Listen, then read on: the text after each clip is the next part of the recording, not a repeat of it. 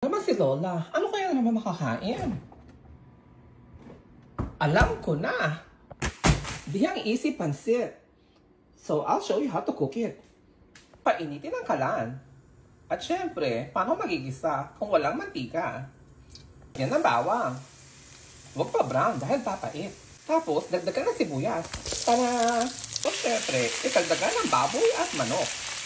Nako, diba ang yan? Hindi pwede sa Bible? Ay nako, hindi naman ko naniniwala sa ganyan.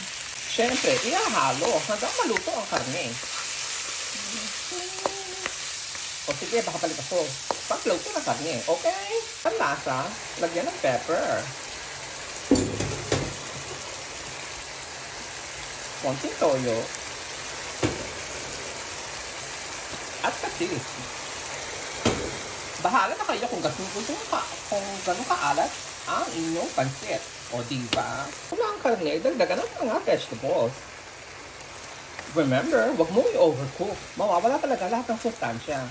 O sige, babalik ako. Habang hinihintay magluto ang mga vegetables, magpakulo ng tubig para sa bihon.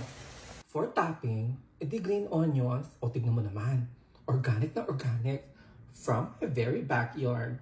Well, hindi naman backyard to. Sa paso. O diba, organic talaga. Kumukulo na ang tubig. So, dagdagan ng bihon. Ayan, nandyan ang bihon. According to directions, 3 minuto. Kaya nga tayo patawag, easy pansit. Luto na ang bihon. So, idagdag sa vegetable at ihalo. Pahalo na ang pansit, lagyan ng garnish. Diba, tatandaan nyo ang aking green onions. Tada!